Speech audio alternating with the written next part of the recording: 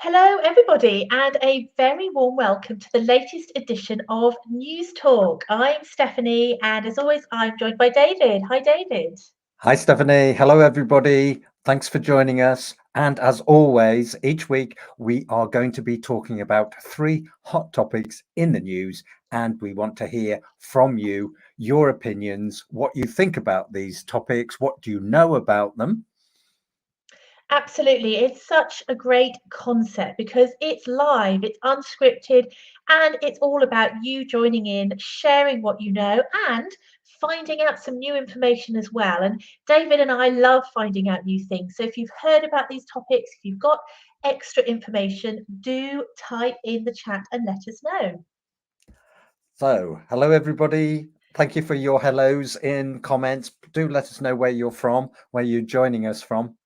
Shall we have a look at the Absolutely. topic, Well, Stephanie? let's find out what our three stories are going to be about. Now, as always, we've tried to choose three very different topics that we hope will be interesting for you.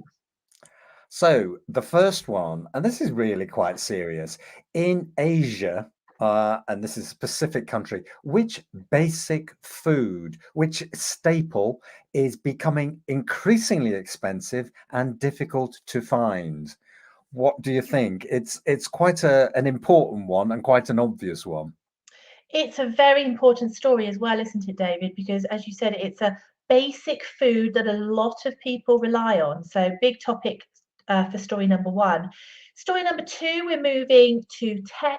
We've got Apple, but this time we've got the question, which product have Apple decided not to build? So they're always launching these new things, but what do you think they might have decided not to go ahead with? Again, because they actually kept this quite secret. Mm. So yeah, it's quite an interesting one, that one as well. Hello, we've got somebody from Argentina. Hi, Anna. And also at the end, and this one I think is really good fun. And would you do it?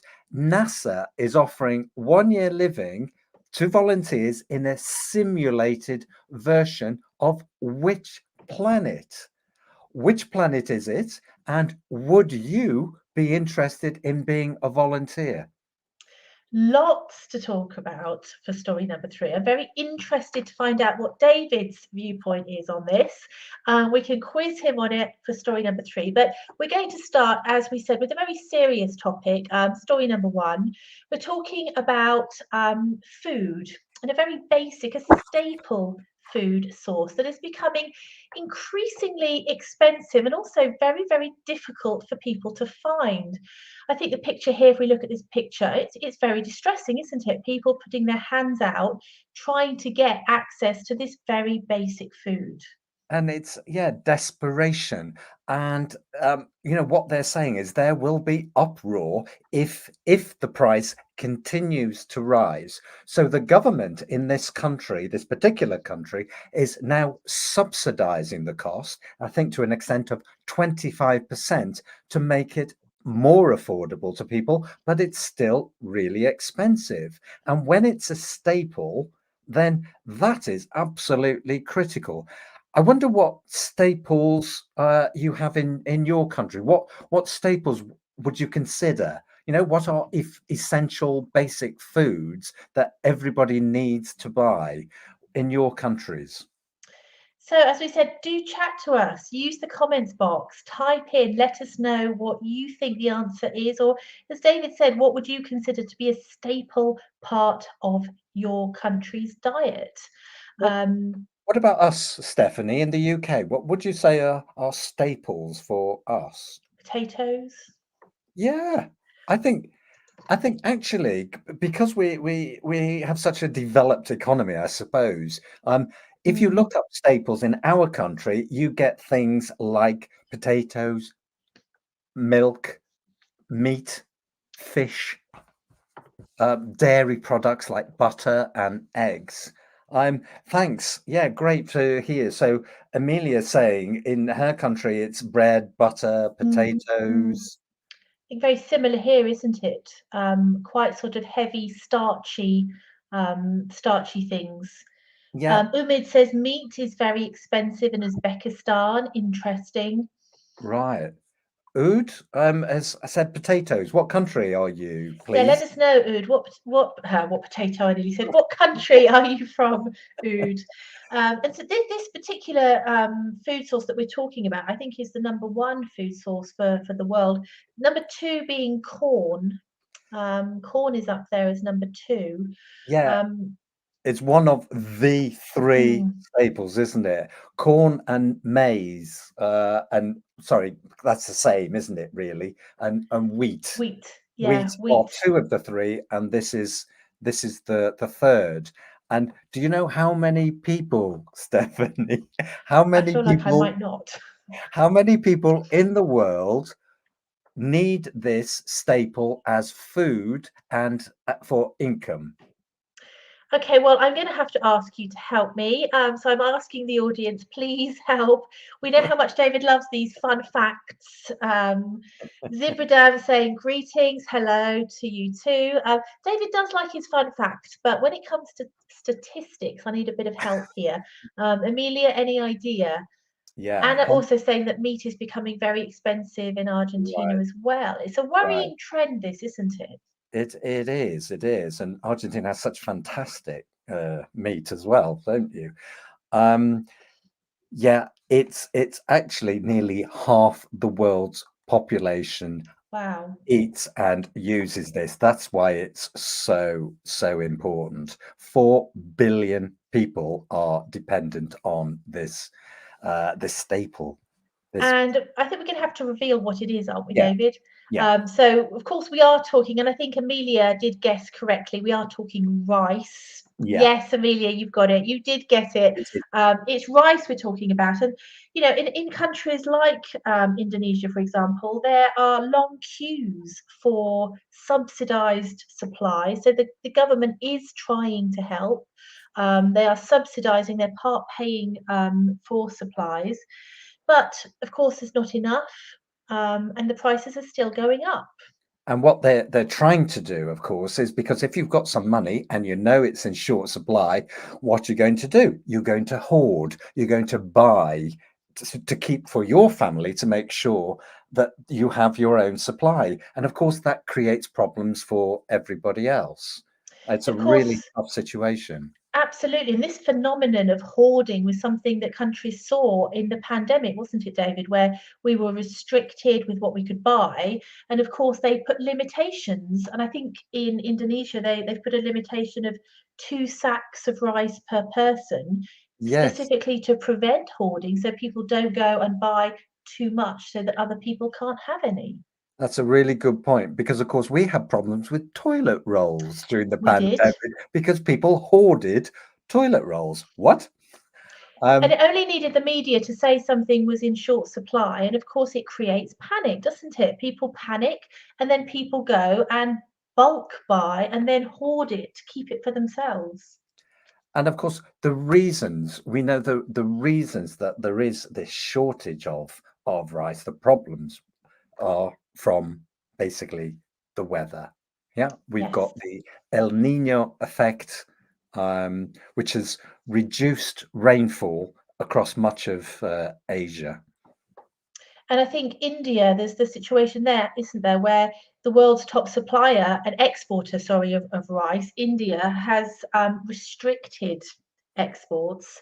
And they started this last year. And of course, these things combined, it's a knock-on effect, isn't it, to what we're seeing now and seeing those really, really troubling pictures of people not being able to get a basic food source.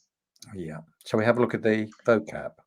Absolutely. So, of course, our question was which basic food is hard to find, and the answer is rice. It used to be a cheap staple ingredient, but increasingly getting ever more expensive. And of course, that's a huge problem for many people in Asia. And what we've been reading about is that there could be uproar. And uproar is a situation in which a lot of people complain about something angrily or make a lot of noise. Another word we used, subsidised. Now, if something is subsidised, it's partly paid for, usually by a government or another organisation. I think a really useful word. We can have many things that are subsidised. Maybe your office has a subsidised canteen, for example, where food there is cheaper than buying it outside. Yeah, yeah. And Simon's just saying there, yes, that they've faced the similar problems, natural disasters, floods and storms, and unfortunately it's becoming increasingly prevalent across many countries, isn't it? And much more frequently. And we've been talking a lot about hoarding. It's a lovely word, actually, and it means to collect large amounts of something and keep it for yourself, often in a secret place. Yes, because you don't want anyone else to know about it. So it's a nice word, but of course it's a negative, it's often a negative activity because you're depriving other people of it. Yeah, and Carlos, he's got a really good point there again, which affects the economies. So he's saying Colombia produces a lot of food, but the inconvenience, the problem has been the high prices of the fertilizers that you need to import to grow. Yeah, and this is all about the global economy, isn't it? And the interrelationship of countries, different countries. Absolutely. Good points there, everybody. Let's move Thank on you. to story number two. Story number two, we're talking tech again. It comes up all the time, doesn't it?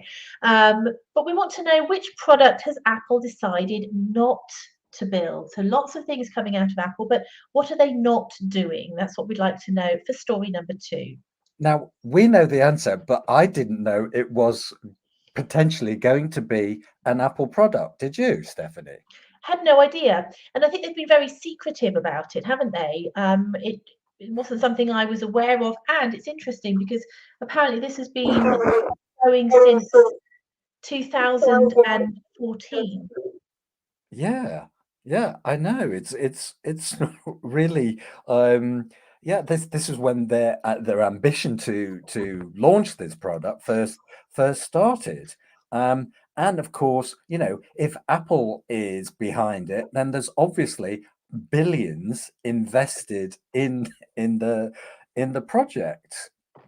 Some good guesses coming through. I think a key clue here is that this product has never really fit with Apple's core business. So people feeling that it doesn't really sit with their portfolio or their current what they're currently best known for. Yeah, I mean, and that's it.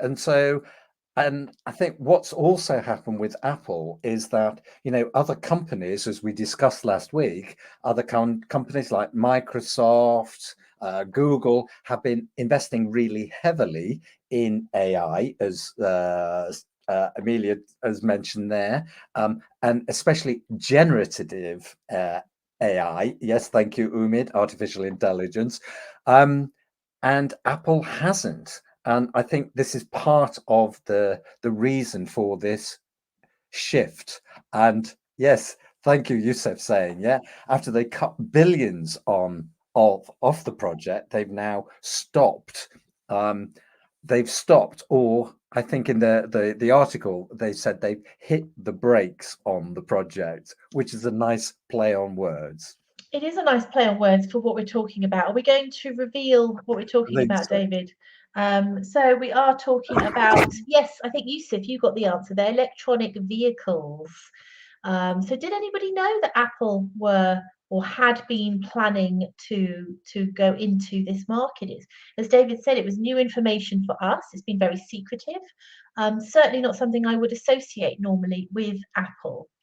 So it seems that there was a wave of interest in self-driving vehicles in around the to 2014, around that era, in Silicon Valley, and Apple got on board and have invested huge amounts. But then I think I don't think it's official yet, but it seems very likely from all the reports that we've read that they are now winding down. They are decreasing the amount and actually moving employees into other Mm. departments. Yeah, absolutely. I mean, I think a lot of questions were raised about how capable and how ready Apple were to actually manufacture. Where were they going to do the manufacturing for something like electronic vehicles? Because it is so out of the realm of what they're normally doing. Yeah, and of course today, and I think this is what yeah, Amelia's suggesting is yes, electric vehicles market's got a lot of problems. It does seem to be that interest from consumers is is lower than they were anticipating at the Mm. moment because of the issues that surround them, like charging, batteries, cost, etc. I mean, the country at the moment with the highest proportion of head of population of electronic vehicles, I don't think is going to surprise anybody. David? Wasn't it? Isn't it Norway? Yeah, Norway, per 1,000 people, 81 have an electronic vehicle. Wow. Yeah.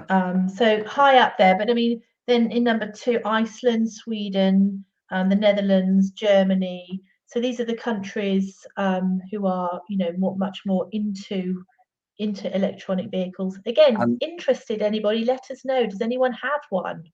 yeah, and of course these are very rich countries. Yeah. I mean, this is an important fact, isn't it? We know sort of perhaps the environmental benefits, but then the cost implications for the consumer Yeah, can be yeah, quite prohibitive. yeah, yeah. Have you got an EV? No, I haven't. My No, car is an old-fashioned. I still need to put unleaded petrol in it. yes, and mine. And I would like eventually to, or maybe have a hybrid, but Hmm.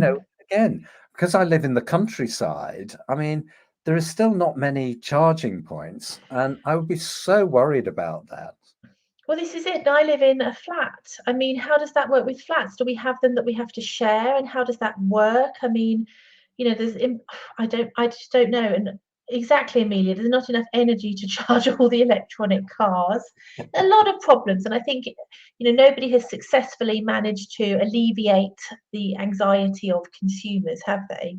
No, no, no. Let's shall we Shall look we at have, the yeah, let's have a look at some vocabulary on this topic then. Okay, so which product has Apple decided not to build? That was the question. Well, we had that nice expression, didn't we? Hit the brakes, both literally and metaphorically, meaning put a stop to something. Apple has hit the brakes on its project to create an electronic car, cancelling work on the idea altogether. which is lovely. And then another great phrasal verb, to wind down. And if you wind down something, then you end it gradually or in stages. And the opposite, of course, is you wind up. And if you're winding up, then you're getting more proactive, you're doing more to increase production or whatever. And a nice word number two, we know secret. Well, if something is secretive, it means you're hiding something. You're hiding feelings, thoughts, intentions, or actions from other people. So Apple have been very secretive about this project.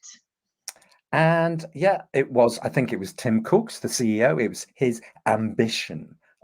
And ambition is something that you want to do or achieve very much. And of course, the adjective is ambitious. Maybe you are ambitious in your jobs or I don't know, in life generally. Let's move on then to story number three. So, an interesting one this. NASA is offering 1 year living in a simulated version of which planet? And would you be interested? I think this is a fabulous idea. Yeah, Simon, focused on your goal. Simon, is your goal? Could be this your goal to go and live in a simulated environment for 1 year? I mean, the whole idea is, of course, research. So they want volunteers to go and live in a habitat that simulates the life on this other planet. Imagine the challenges of this. Well, that's the point, isn't it? They want to see how volunteers would react to challenges. And when we say challenges, they're talking specifically about things such as communication delays, equipment failure, resource limitations, and even environmental stresses. So there's going to be a lot of challenges, I think, put in your way to see how you would react, how would you cope with this. Yes, and the idea is you would spend 378 days as a part of a four-member team, and live and work inside this 3D printed habitat, which is going to be located at the Space Center in Houston. See, that's another point, isn't it? There's only four people. So you're living in very close proximity with a very limited. Yeah, Amelia, it's exactly like Big Brother, I would think. But Amelia, you're interested. Amelia would like to go. Umid saying this is very interesting. So, anybody else? David, would you be Um, volunteering? well, I wouldn't. I can't apply. I'm going to give you the qualifications you need first. Um, you must be healthy, non-smoking, US citizen or permanent resident, between the ages of 30 and 55, and proficient in English, which of course you all are, so that wouldn't be a problem. So, would you go?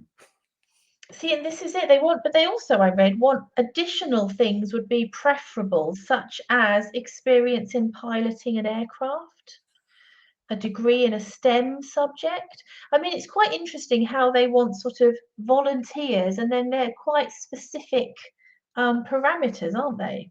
They are. And, it doesn't actually say how much you'll get paid.